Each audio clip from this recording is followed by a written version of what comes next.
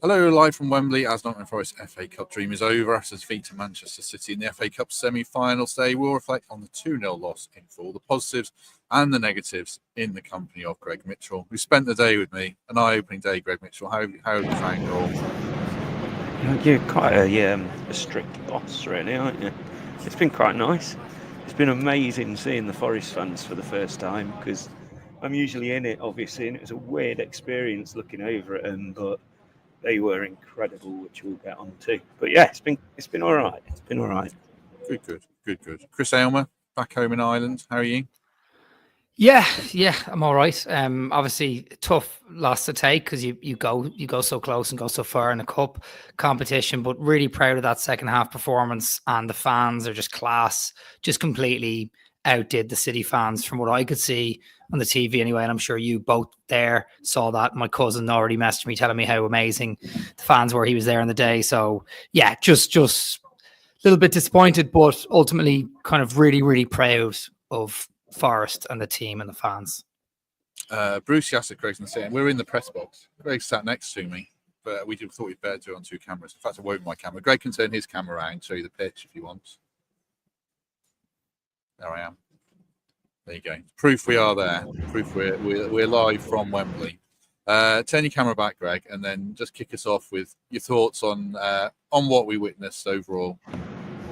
It just couldn't have been a worse start, could it? You had the loudest end Wembley seen for a while, and everyone was so excited for it, and that's just the worst way it could have started. Talk about a nervous start and a quick start from City. It was everything that we kind of dreaded, and you wondered what was going to come after it. So, yeah, if we're just talking about the first 5 minutes, it was as bad as it could have been, but it certainly got better to the point where those players got absolutely serenaded off that pitch. It was incredible at the end, and it's completely changed my day seeing that.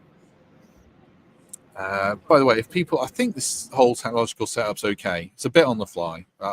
Let us know in the chat if it's not. I see there's a Villa fan in the chat saying bye Forest, as if Villa put up some kind of performance yesterday. I think Villa were. They absolutely bottled it yesterday. So yeah, I don't know what he's saying. Yeah, bit of a weird one. One. What about you, Chris? You were watching it from home. It felt like it. I mean, it felt 2 minutes. Certainly at halftime, it felt like this could have been a disaster. So, how are you feeling right now? Gosh, it's hard to. The last thing I'm thinking of is that second half performance. So I'm just very proud. If we hadn't put in a decent performance second half, I think I'd be devastated, but because we did, it shows a little bit of light at the end of the tunnel, particularly with what's coming up with the league. I'm really upset. I probably would have been able to make the final had we gone there, provided I would have got a ticket. But so I am gutted for that. I'm gutted for everyone. Most of the people I know are Forest fans are there. You two are there, and I'm gutted for the Forest fans who made such noise, because the City fans obviously didn't all the money in the world, but loads of empty seats for them. But yeah, I'm just really proud. That's the general feeling I'm feeling. It's just we got kicked early on, and it was really difficult to withstand that sort of pressure early. And to be fair, we did. So yeah, proud. And the last thing I'm thinking of is that second half performance. And even one last thing on this is Morgan Gibbs-White at the end of the game was particularly gutted, and his post-match interview was excellent. He was apologizing. He's nothing to apologize for, but apologizing for not scoring. And he played brilliant today, particularly the second half. So seeing that and seeing our captain be that sort of upset, it feeds me with sort of positivity that he's going to go on now with the rest of the team the back end of the season and take us over the line for Champions League football. We'll get into team selection in that first half shortly, but just on the second half, Greg, before we do that, I mean, I know those players, that's going to hang with them for quite a while, especially Gibbs-White. Should it, or it's easy for us as fans to say, but should we be taking the positives as much as anything from that? Absolutely, because you've got to take something from a day like this. Sorry, my sound like dead sensitive. The chances were ridiculous, and I excitingly told you about the XG apparently in the second half was good for Forest. Not that I'm an XG fan, but it just shows how ridiculous it was when you hit the post, the bar. The Elanga chance when it was 1-0 was just unreal. And that kind of set the tone, didn't it? We were just never going to score, and we were really peppering them at one point. And it just shows we can compete Once we got rid of those nerves and that big day experience, which you'd hoped we weren't going to have, but we certainly did in those first few minutes. Once we got rid of that, we showed we can match them if we play the way that we like to play, and they kind of let us, then we'll go for teams. And it's given me so much hope for the rest of the season. You know, both our fullbacks were out. Ryan Yates would have been key today, absolutely key. He'd have been brilliant in that second half. Sangare came on and played really well. So, yeah, it's just, you walk out of this ground, I hope, with your head held high, knowing that, you know, we've deserved this run, we've deserved this day at Wembley. But like I've said before, it's certainly not going to be the last time. We're going to be coming back here now and, you know, in years to come, because this team is here to stay, and we keep building and we keep getting better and we keep proving people wrong. And, you know, when we really could have after 1 minute. Evening to everyone in the chat, by the way. Good to have you with us. Do us a favour and hit like if you haven't already. Let's go back to team selection then, Chris. I mean, no one would have seen Zach Abbott being in that team. What did you make of the selection? Not just Zach, but probably more so Nuno's getting some flack for not playing both wingers from the start. Was that an error, do you think? Hindsight's, you know, it's an easy thing to look back on now and say that it was, because as soon as Alanga came into the game, second half, he'd like an instant impact. The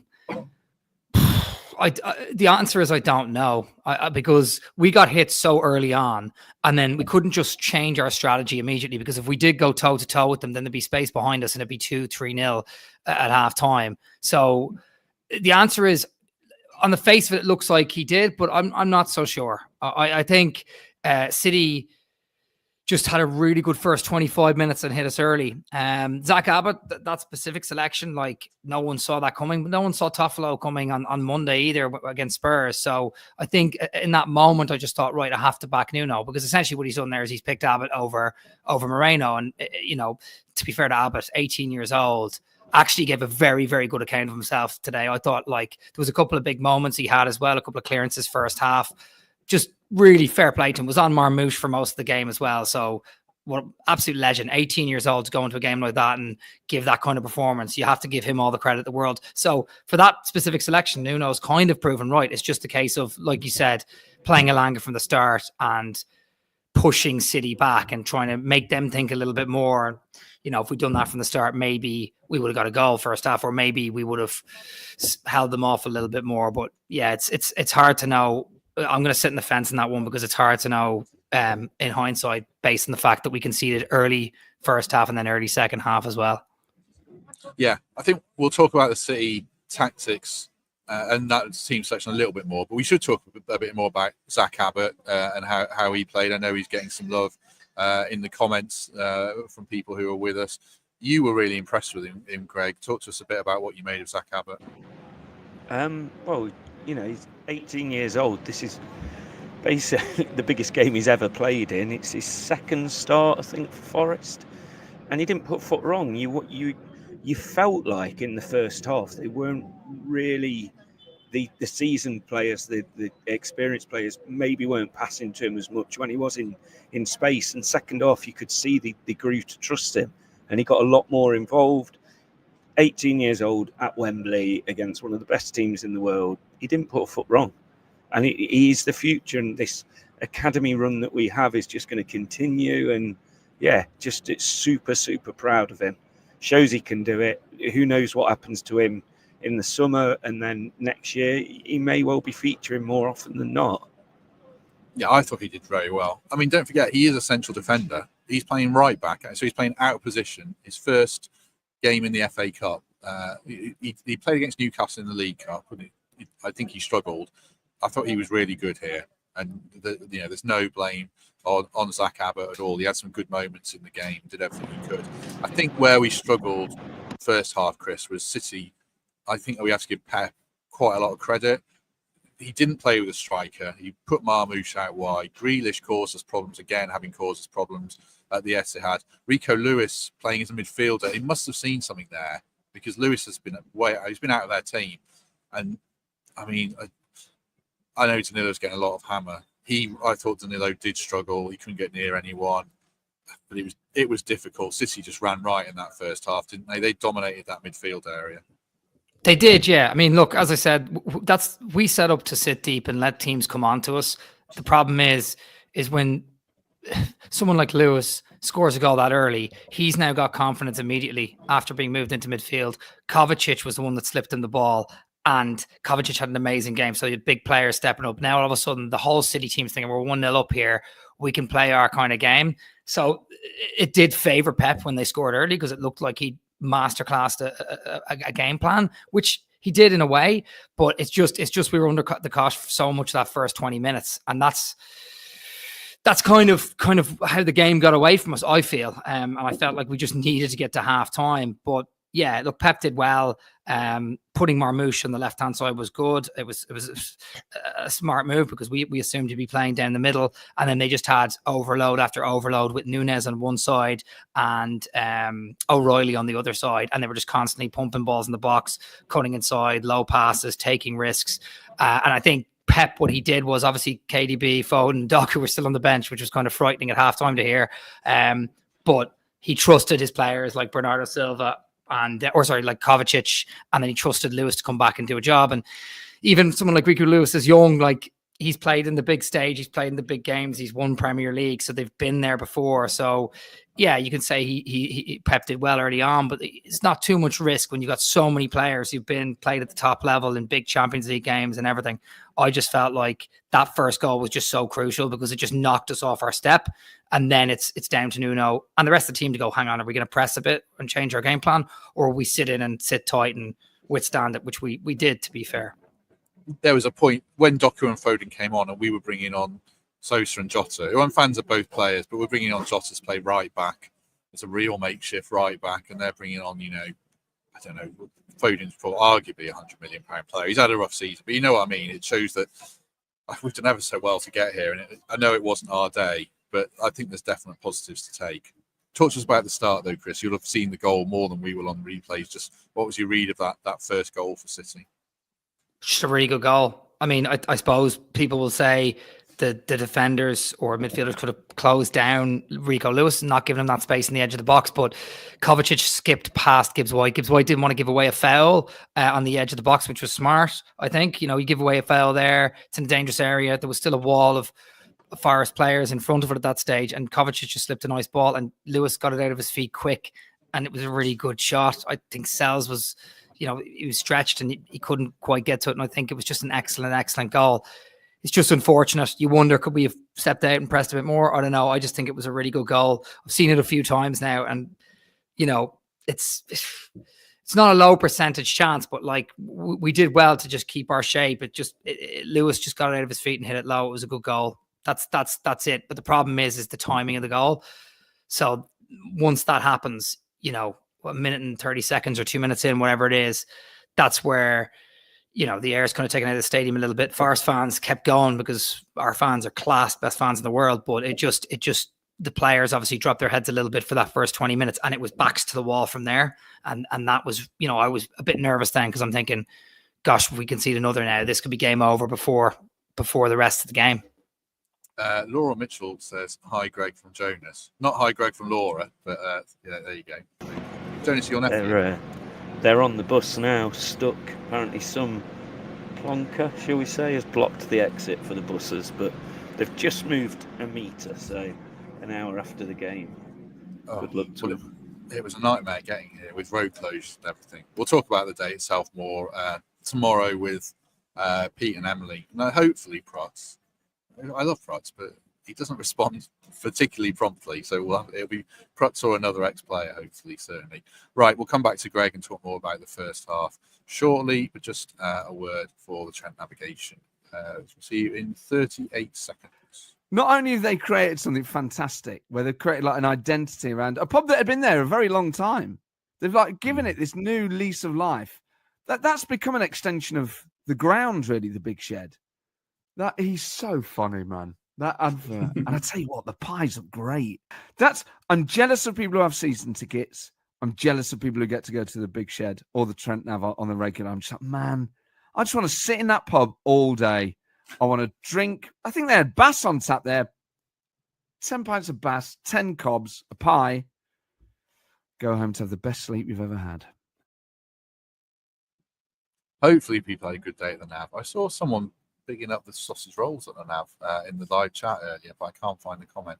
Well, thanks to Nav for their backing as ever. Anyway, right, Greg Mitchell. There we go. I found it. Kevin Allen mentions the Trent Nav for their sausage rolls. Didn't think we were saying that comment today. I remember, I don't know if you saw the podcast with Kelvin in the week, and he talked about players showing up, managing their emotions. Did we fall down badly in that sense in the first half? Were we too passive, or is that being too harsh on the players? I think we realised very quickly that City were very much on form and the City of old in that first half, and we were a bit fearful of them. And it took clearly a half-time talk and Elanga coming on. Nothing against Danilo there at all, by the way, but we just needed to change and have something different, which worked. But yeah, we gave them too much respect in the first half, and I think we were all fearful of where it was going to go, because you could see a second and a third and a fourth at one point. So credit to them so much for coming out in that second half the way they did. But in games against top teams, you can't start like that, and you can't give them that platform to then say, right, we can relax and play our own game after this, because it comes incredibly dangerous. And we did well. We did well for it not to go end very, very badly. Were you annoyed watching that first half, Chris? I mean, I'm trying to think when we really got about them. Chris Wood did a bit, Dominguez did a bit, very standoffish otherwise. And we'll talk about the half-time change. Were you annoyed watching that first half or not? I was annoyed for the first 20 minutes because I just felt like someone needed to step in and press a bit. And I know that leaves space in behind, but I felt like just there needed to be a bit more fight in that first 20 minutes because we were just letting them have it their own way. And it's weird because when you watch Forest games at 0-0 or when we're 1-0 up early, it almost goes the same way. You let the other team have possession, they pass it around, they try and create an overload and try and break through. But it feels very different when you're 1-0 down early and you're watching that happen to your team. So I was trying to manage my sort of emotions and expectations with the scoreline being different to what I'm used to seeing when we're playing similar. I just felt like we weren't quick enough to every sort of second ball. We weren't winning the 50-50 challenges, and we were letting City kind of have it their own way and let them relax into the game. And that's probably because of the goal. So yeah, disappointed for that first 20 minutes, but I felt like there was a bit of a foothold 20-25 minutes in. There was a couple of moments. Gibbs White threaded through. Anderson, Wood had a couple of moments, and a couple of quick moments that we had that we looked a little bit better. And Gibbs White was stepping in, challenging a bit more in the midfield, driving the team on. And in those moments, I felt, okay, now we're getting a bit more of a foothold. And then halftime came, and I was kind of like, okay, what are we going to do here? Because we probably need to change something drastically, or the game will get away from us. So, yeah, I was disappointed first 20 minutes, but after that, I was quite happy how we found our feet. And I actually was very, very proud that we didn't just panic and just push forward. And, look at Villa yesterday. They lost 3-0. Palace got them in transition. Palace had a couple of golden chances to go 2-0 up first half. Villa seemed to crumble a little bit. Then second half, Villa crumbled even more. Penalty that Palace missed. Like, Palace could have won that 5-0. We didn't do that. We actually stuck to our plan, managed the game best we could to get to half time, and did reasonably well. So despite the poor first half, I was quite proud of it in general, based on the fact that we didn't go toe-to-toe and let City go after us after that. And so much of our game is predicated on scoring first. We've done it so, we've really built our season on that foundation. So it's going to be a hammer blow when you can see. And one more point on City. I think they're much improved from when we beat them. Nico O'Reilly's made a big difference playing left back. They kept the ball much better today. Marmoush actually probably thrives without Haaland at the moment. Over time, I'm sure he won't. But I think they're a good team, and they're going to. They haven't lost a game since they lost to us as well. I think. Yeah. I think they've eight games unbeaten now. Yeah, I think so. I think I'll put this comment up from Tony and ask Greg about. I mean, if we go a goal down, we don't have another plan to win. I don't know if we take those second half chances. We could have got at least to extra time. Greg, what do you think? How can you say we don't have a plan when we go 1-0 down and come out for the second half like that? Of course we had a plan, and it almost very much worked. If the woodwork was a little bit thinner, we're talking inches here. It was so close to being a different story. So we absolutely had a game plan when we went 1-0 down, well, especially in the second half. And it looked like it could work, and it'll work on another day. You just got to take those chances. And that chance at 1-0 with 2 minutes gone in the second half, completely different game. It's this game is so unpredictable, isn't it? And they go in on other days and the game's a completely different game. So I think we did have a plan, and I'd hope if the same happens on Thursday, we respond the way we did in this second half, exactly the same, and those chances will go in. Yeah, that's a good point. I mean, in many ways, people are going to say this was a regulation City win, but that's more so based on the first half. The first half certainly was, but I don't know, we created some chances, like Villa's second half as well, Chris. I mean, probably slightly different here. We hit the post so many times, but let's talk about the Elanga chance first. That felt like a big moment. There were a few of them, but that at 1-0 in a way was the biggest moment, wasn't it? Massive moment. Like, they hit us, they punched us in the mouth that first minute and 30 seconds of that first half. And I thought, oh, imagine we did that to them now. It would change the momentum of the game. And it was actually a class ball from Hudson-Odoi. Might have been on his left foot as well. Like, he threaded between 2 or 3 players. Perfect weight, perfect pass. And, Elanga, a lot of people are saying he should have swept it with his left foot. Easier said than done. He just put it wide with his right. I would have thought he might have swept it with his left foot first time, but maybe he couldn't get it out of his feet. Big chance, big moment. We score that. We're back in the game. And in a weird way, I then kind of fancy us to go and do it because the crowd are getting a lift. City are in panic mode. And it was a huge moment. 1-1. All of a sudden, City getting a bit nervous. But big chance. Well done from Hudson-Odoi. And that was all from winning a second ball as well. I think Gibbs-White went up for a header and someone, I can't remember, was it Dominguez won the second ball or someone won a second ball in the middle of midfield and knocked it onto Hudson-Odoi. Just that little bit more desire and fight, and it led to a really big chance. And very, very unlucky. And had we got that in, it would have changed things because obviously not long later, City scored their second. Yeah, we set a much better tone second half, got around them a lot more. I mean, Dominguez, Gibbs-White, you mentioned, Milenkovic and Murillo. I think we played a bit higher. We were more aggressive, certainly, and that made a difference. I suppose, Greg, the big criticism of the second half isn't the missed chances. It's conceding from a corner. I mean, they're going to play, they're going to have the ball, but you can control conceding from corners a bit more. I think we've been good at it. And I suppose, is that where we let ourselves down? Yeah, and we've been good at it with our starting fullbacks, haven't we, as well? So that is somewhere where we're going to be stronger for the next game. I always find a positive from every question, and that that's a straightforward one from me. These guys did very well today, and it wasn't the starting back four, was it? Back five, sorry. But they all did well. But conceding from corners, we are much better at set pieces than we've been in the previous 2 seasons, and this time it wasn't to be. But even the best teams in the world are going to concede from the odd set piece. At what point, Chris, did you think the game was gone? Because Morgan smashed the bar. We've been really critical of Morgan's shooting. I mean, that was a great strike.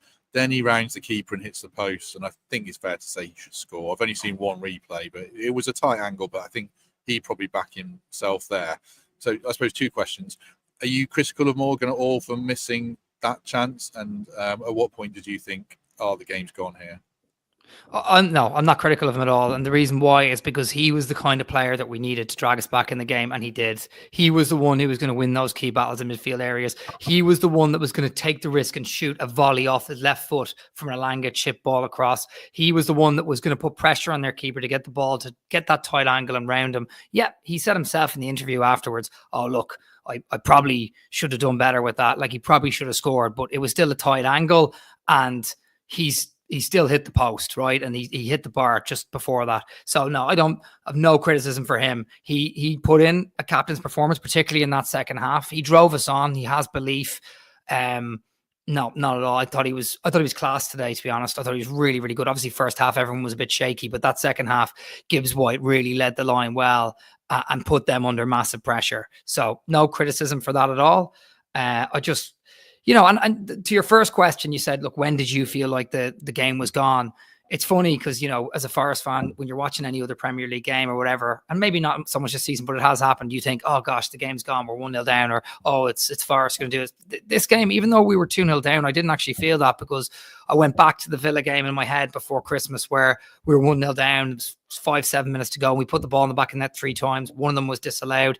I went back to the Newcastle game there recently away from home where we were 4-1 down at halftime and Nuno responded. And I just felt like we'll keep getting chances. And if we nick one, then we'll put them under massive pressure. So yeah. First half, I thought we were under the caution. Maybe halftime thought if they score 2, it would be gone. But for some reason, that second half gave me so much positivity. And I still felt we were fighting right to the end. So yeah, didn't think it was gone till the 94th minute. Yeah, I was a bit different. I think when Tyro hit the post, that was when I thought, that was the third time. And I think Morgan had the header saved by Ortega as well. That was when I thought this isn't our day. What about you, Greg? I could tell you a lot of fans in this place at 91 minutes when we got that corner gave a massive roar, and they believed if we got one now there could be 1 or 2 more attacks, and it was just the way the game was going. It felt like we needed another 10 minutes or so, but it wasn't to be. So we certainly fought till the end, and at the end of the game they were at the City end on their knees, weren't they? They were absolutely shattered, and like I say, so many Forest fans waited and stayed for them to eventually go and do a bit of a semicircle lap of honour of Wembley, and they thoroughly deserved that, to be honest. I can see Luke in the comments saying he thought we were well beaten and thinks we were watching a different game. I do see what he's saying. If we're a City podcast reviewing the game, I think we're saying, we managed the game really well and we were comfortable. But, we've hit the post 3 times as well. We've had a chance off the line. So I think we created enough we've given City a game. First half, we were well beaten, and first half, we looked naive and they were passing around us. But second half, I think we've given it a go, and I think that's what we should take from it. I think that was about it on the game. I'll give these chaps a chance to just think about their man of the match and final thoughts, and then we'll talk a little bit about what we take from it and a first look at the Brentford game as well. But just a word of thanks for Nottingham Window Company. Thanks as ever for their support. It's a lovely sunny day here. There's no windows for me to see, but if you've got windows at home that need changing, doors that need changing, check out Nottingham Window Company. Link is in the description. Thanks as ever for their support. Right. Man of the match, Chris, for you. And any final thoughts on the game before we talk about Brentford? Our man of the match for Forest was, for me, Gibbs White, just because I felt like he put in a really good performance that second half and made me believe that we could do it. That first half obviously was tricky to get to halftime, and I did think we could run away from us. But the second half, Gibbs White, for me, did a job of making me believe that we would go on and do it. But the man of the match overall, in terms of Kovacic, was unbelievable today. Like, unbelievable. Like, some of his passing, some of his movement, like, he was just class. Like, there was one point where the ball was slipped to him and he did this nice little touch pass to Nico Roy and created a big chance for them. Obviously, he created the first goal. I thought he was class today. So if I'm giving it to one of their players, Kovacic. If I'm giving it to one of ours, Gibbs White. Yeah. I mean, Kovacic got on TV. I thought Lewis had a really good game. I thought Grealish played well. That's the thing. Like, their players showed up really well. And I sort of did and sort of didn't. Second half they did. First half they didn't. I was looking at one of the comments just there from Dan. Where was it? Yeah. Were we dire first half? Is that? Well, I don't know. Anyone? We were off it. We Greg, you go ahead. Yeah, we were naive first half. I thought we started slow and we let them have the ball. We knew they were going to want the ball anyway, but obviously when they score after 1 or 2 minutes, then it's backs against the wall and here comes wave after wave of attack. So yeah, I thought we were naive, and yeah, I mean, you can't disagree with that. We did start slow. Yeah, I mean, I remember saying at half-time, pretty much I'd said, I'm going to enjoy the day. Half-time I wasn't enjoying it. Half-time was, we were really bad first half. So I'd see what Dan's saying there. I like the pie. The pie was good. Half-time, yeah. Why are we listening to each other? Yeah, we had a nice vegetarian Indian pie. Very nice indeed. Who was your man of the match, Greg? I completely get Gibbs White, but I would give it Zach Abbott. I just thought he had a faultless game in the biggest occasion he's ever played in. I mean, gosh, what a time to start a game in this kind of pressure environment. And he didn't put a foot wrong. Yeah, he didn't do anything like incredible, set the world alight, and he didn't get as much of the ball as I think he should have been given, but he had an excellent game. I thought he played really well. Yeah, he was good. It's tough to pick, isn't it? I keep going back to what Kelv said about manage your emotions, make sure you show up. And it's such a game of two halves. Like first half, we didn't show up, and I think that's gonna be a regret for the players because they'll set high standards. They'll have dreamed about this game, and they'll have dreamed of winning the FA Cup, and I think that'll be a source of regret. Second half, we did. But I think the first half will stick with the players. I don't know why I'm talking about that. Should we talk about man of the match? I don't know who man of the match was. I thought Milenkovic. You don't have anyone? Well, anyone at all? Yeah, I mean, I thought Abbott was good. Milenkovic was good. Gibbs White got us going. Do you know what? I think Sells would have had a good shout had he not made that mistake for that second goal, because he kind of came out to the ball and then Guavardiola headed it in. Obviously, it was a good header, but he was kind of in no man's land, and he made an incredible save prior to that, and he made a really good save from Marmoush after that. So he actually had a good game, but that one moment kind of got away from him for that second goal. But yeah, I don't know who like Zach Abbott. Definitely, I think Greg, you're right. I think I would have had him in the running just based on the occasion and how well he managed it himself. But did you, from where you were watching, Matt, you didn't think Gibbs White was sort of the main sort of focal point dragging us over the line, or did you just feel like he was good? I just thinking he's going to regret missing that one when he round the keeper, which doesn't mean he played badly at all. I'm really interested in how history is going to judge this game, like our fan base tomorrow morning. Are they going to think we were crap, as some people are going to say in the comments, or are people going to be more glass half full? I'm interested to see how people sleep on it. Certainly, I mean, yeah, I thought Elanga came on, but he missed a chance. That's the thing. He missed a big chance, yeah. He missed a big chance. Have you given man of the match yet? No, but host prerogative, and I don't normally contribute anyway. Yeah, so let's move on. Talk about Brentford. Actually, maybe this game's judged as much as how we respond against Brentford, is it, Chris? Yeah, to a degree. I mean, the problem is I don't want to just write it off like that, because a lot of fans have travelled a long way to go down to London dreaming of a cup final, and we can't just wash it away. It is an important day, and it's unfortunate. And you know what? People are right. The first half was bad. Like, that's a fact. We weren't good enough, particularly that first 20 minutes. We looked a bit shell-shocked from the goal, but second half it was a good performance, and we got to return back to the league, because we have a very, very, very, very, very, very good chance of making Champions League, and a very, very, very, very good chance of making European football in general. We play Thursday against Brentford, and then Monday immediately after that against Palace, who are now in the final. So they'll have a little bit of an eye on that too. So yeah, I think I understand why people would be upset, but we do have to think like the athletes are thinking and go, no, let's just move on and roll into the league now, because there's a chance to do something incredibly special this season. What about you for Thursday, Greg? You said at the full time here, did you say you weren't gutted? Like you said you weren't gutted like you would have been if we'd lost the playoff final. I think that's 1,000% true. So how are you feeling? Are you more nervous for Thursday now or not? Yes, Thursday's again the biggest game of the season. That we've had about 25 of them so far. It's a huge game, a huge opportunity at home against a Brentford side that are very, very much beatable. And our players, after today as well, especially, they're going to want to show that crowd that gave them everything today that they can respond. And they have responded time after time. Just Brentford. And the good thing about today, the loss wasn't in the league. So let's respond against Brentford with this game in hand we've got over some teams, but also playing before Villa do, really put a dent in their chances and just get those 3 points by any means. Doesn't matter about the performances now, just get the points. We need points, and we're so close. Yeah, I think so. I mean, when you see like Newcastle won yesterday, and they were always going to. Chelsea, I thought, would win that game because they've got Liverpool and Newcastle and us to play.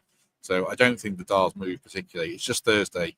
And we'll pick this up on tomorrow as well. Thursday is massive, and we can't have a first half like that again. That's important, isn't it, Chris?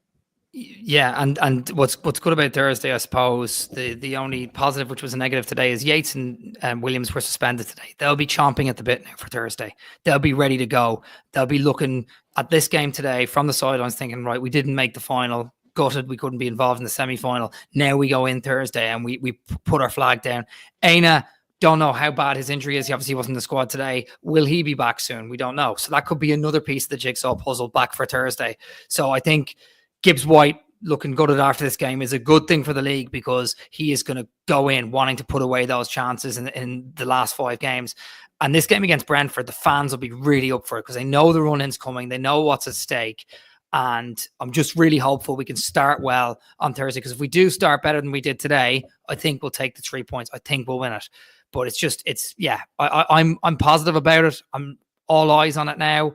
Dust ourselves down. It's another kind of quick turnaround. It's Monday, Tuesday, Wednesday, then bang, we're there. And then again, Palace just after that. So we've just got to get back in and get back behind this team and be proud. And as Greg said earlier, like, we know fullbacks, like we didn't have our starting fullbacks today. We Toffolo and Abbott, who both gave good accounts of themselves. But it's been a tough day all around, and I think we just keep an eye on Thursday now, and hopefully we can just get the 3 points. Yeah. Well, obviously we have Nico back, Nico Williams and Brian Yates. I wouldn't be shocked if Aina comes back in. It feels like he's getting closer. That'll be huge. We've just got to start the game like we did at Spurs. I think that's what annoys me a bit. Go on, what are you going to say? No, I really think Aina could be an absolute gem on Thursday. You feel like he was close. It sounds like he was close. He's been around and about the team, so get him fresh for Thursday, and that could be incredible for us. Really good. Yeah, it could make a huge difference. We've got to start the game better. Just the way we started today is really disappointing. I know conceding the goal, but we didn't have a kick for 10 minutes. Just that lack of, is it a bit of a Man City imposter syndrome thing? I don't know. Most of our games against City, we start terrible and the game's gone. And it wasn't like that today, but it wasn't far off. It felt pretty gone at half time. We beat them at home, obviously, but yeah, the start against Brentford is massive. And I'll be really, I wasn't nervous for this game, but I will be nervous for that, because I feel like same. Yeah, if we win that game, it's huge.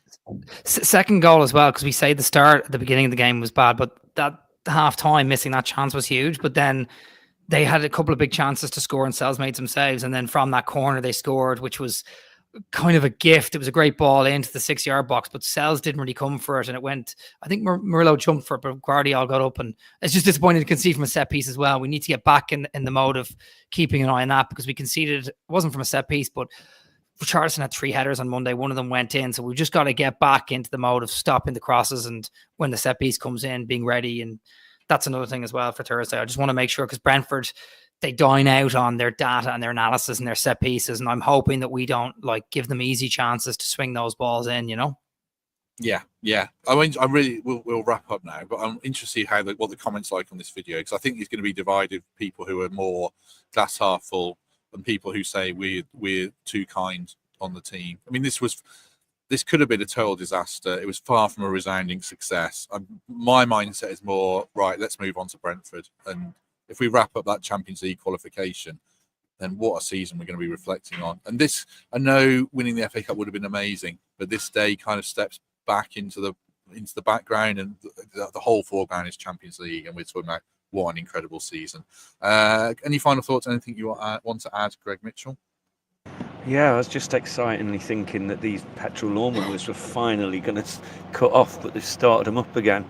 I don't think we're in a rush, Matt, because I've got a mate who says he's stuck near Milton Keynes. He's done well getting there. One's stuck near Barnet, and Laura and the bus crew have only just got out the car park. So good luck, everyone, and have a safe journey home, mainly. Yeah. We're not rushing off this. I've got to upload this on 2 different platforms and do social media clips. You can put your feet up and steal whatever food's left if you want. I hope the cakes are still out, because you didn't let me have one at half time. By the way, Laura said you booked the bus, Greg, in the comments, so it's your fault that they're stuck. I know, that's how Laura's mind works.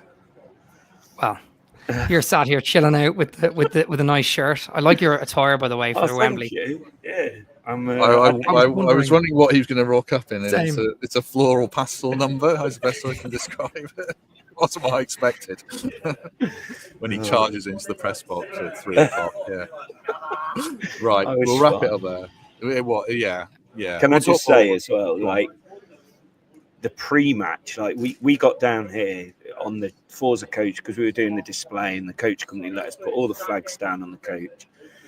Wembley met us with this little truck and took us all into Wembley, and the entire morning, even Wembley Way, it was just full of Forest fans. And we tried to get into a couple of pubs near Wembley, not a chance.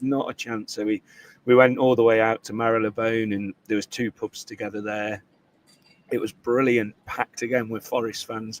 They were just everywhere. It was just I know the result and the game didn't go the way we hoped, but it was such a brilliant day to be a Forest fan in London, because they were just absolutely everywhere and making noise on every corner. And it was just great. It was brilliant to see. And we are going to get more of these days, and we're going to probably get them in different countries as well. So I'm just excited for the future of this football club. Oh yeah, me too. Chris Aylmer, anything you want to say before we go? Just that I know it's hard to, because everyone's just said, "Oh, we've had a great season and stuff," but it's hard to reflect like that now because we've 5 games to go and we've just lost the semi-final at Wembley. So people can be annoyed and then upset with the first half, and they should be, and that's fair enough. And there'll be lots of division in the comments, as you said, but ultimately there is 5 games to go. We do have a chance of making history now. Poor first half today, positive second half. All we can do is sweep it under the carpet and move on. Fans, as Greg said, absolutely class today. City fans, typical useless. So yeah, just we sweep it under the rug. We move on. 5 games to go. Big shout out to Nottingham Forest North America. Had a weekender over in Columbus, Ohio today. There was a load of them. So shout out to Andrew Cove who organised that, and all the people out there, proper Forest all over the world. So yeah, that's it. And shout out to Matt, you and Greg for being there, and Matt, my mate, my cousin, and everyone who was there, because the fans, that's what the club's all about, and the fans showed up today. The fans certainly did show up. Yeah, they did. Go on, Greg. Chris is a professional, and he's just snuck his podcast name in there without us even realising it. No one listens to our podcast, so it doesn't matter. It's fine. I've been trying for years. It doesn't work. We shall leave Wembley shortly, and I know they say Wembley's a place for winners. If we'd lost that playoff final to Huddersfield, I'd have been distraught, because that changed the direction of the whole football club. This doesn't. Hopefully, it's sort of a learning curve and a step in the right direction, even in defeat. Why is he filming me? This is a bit. It's weird. actually cool though. I just want people to see what I've been seeing all game. Yeah, I'd had a haircut, by the way. People might finally notice. I went to the barber and held up a photo of Temps and Paul Morley side by side and said, "I want this. This is what I got." And what happened? And then look what happened. Yeah, we shall leave it there. We'll be back tomorrow at some point with Pete and Emily, and hopefully Prutz, if not Gary, maybe. I don't know. But we'll reflect more on this game. We'll do some transfer chat as well. There's been some interesting links over the last few days. But yeah, good to have everyone with us. Do us a favour, hit like if you enjoyed this, or if you thought we were talking nonsense. Leave us a 5-star review on Apple or Spotify. Do consider membership or Patreon on YouTube. Or Patreon, obviously. Greg Mitchell, thank you very much. This mini season starts on Thursday. Just remember that. Chris Aylmer, thank you very much. Thanks for having me. Much appreciated. Share it to all the fans. Legends. Thanks very much, everyone. Have a good evening. And if we don't see you tomorrow, we shall see you soon.